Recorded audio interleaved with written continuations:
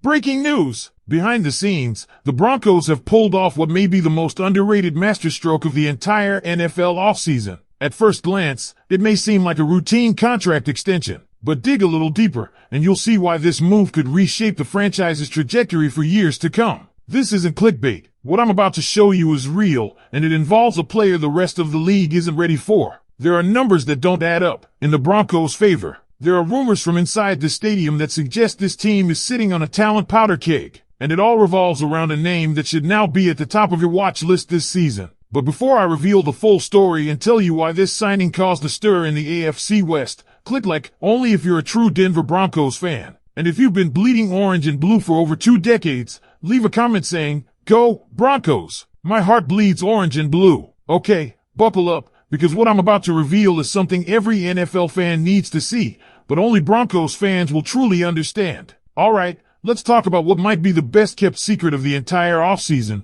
the Denver Broncos locking in Nick Bonito on an absolute steal of a deal. This isn't just a great move, it's a masterstroke that could end up defining the Broncos' season and future. You've got one of the NFL's rising stars at edge rusher, someone who was legitimately in the conversation for Defensive Player of the Year, and you signed him to a contract that, let's be honest, makes other GMs look asleep at the wheel. Bonito signed a deal with $26.5 million in guarantees, with escalators up to $30 million. That's it. That's the entire financial commitment to a player who last season racked up 13.5 sacks, recovered a fumble for a touchdown, picked off a pass and ran it back for 6, and made a habit of blowing up plays before quarterbacks could even take a step. His get-off time is clocked at a freakish 0.76 seconds, one of the fastest in the entire league. And for context, this is a player who wasn't even a starter to begin last season. This is just his beginning. We're talking about a 25-year-old edge rusher who's still learning the game, bulking up,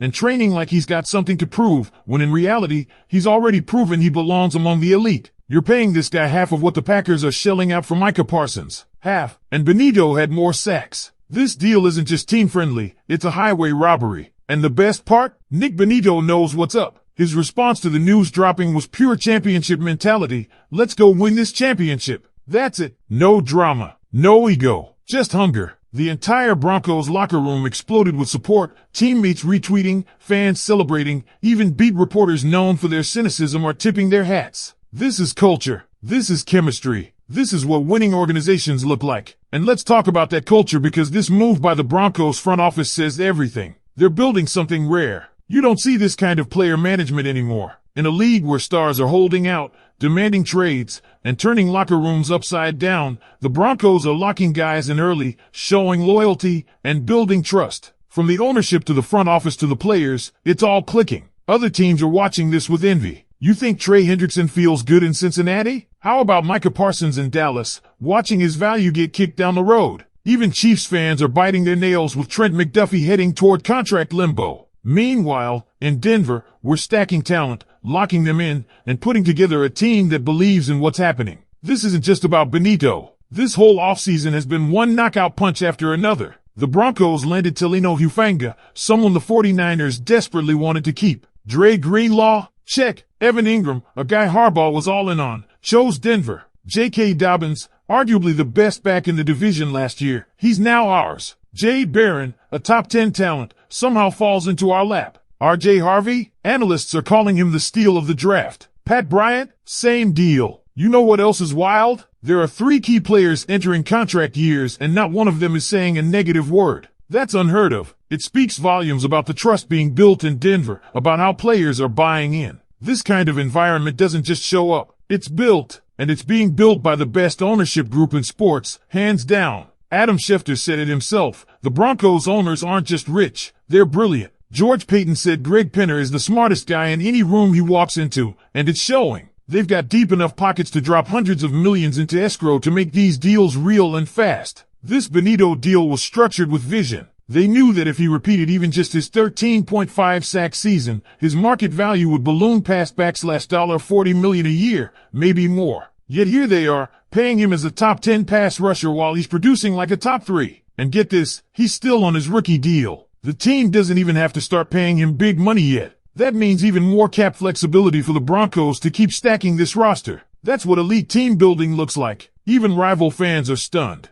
Graphic Raider, who helped leak this deal before it became official, couldn't believe Bonito agreed to it. He said Bonito should be making $50 million a year and still called it a steal. He's not wrong. This deal is going to look like pure gold 2 years from now. Bonito might be due for a renegotiation sooner than later, and even then, the Broncos will still have gotten the best part of the deal. Because if you're sitting there thinking this is just hype, let me show you why it's not. Nick Bonito isn't just another flash-in-the-pan pass rusher. This is a guy who fundamentally changed how opposing offenses had to game plan against Denver. Go back to last season. When you break down the film, you'll see how frequently teams were shifting their protections, chipping with tight ends or backs, or just outright panicking when Bonito lined up. That type of respect? That's not given lightly. That's the kind of disruption you only see with the elite, the TJ Watts, the Myles Garretts, the Micah Parsons of the world. And Bonito is right there with them, but now at half the cost. What separates him even further is his versatility. He's not just a pass rusher. He's a game changer. Remember, this is a guy who scored touchdowns on both a fumble and an interception return last season. He's everywhere. His explosiveness, his bend, his timing, it's elite. Kyle Shanahan himself admitted Bonito ruined that whole series in a preseason game. That's not something Shanahan says lightly. That's fear, respect, and recognition all in one breath. And while Bonito's deal is stealing all the headlines, it's just one piece of a perfectly executed offseason. Sean Payton didn't just build a team, he built a fortress. And it's not just the big-name acquisitions either.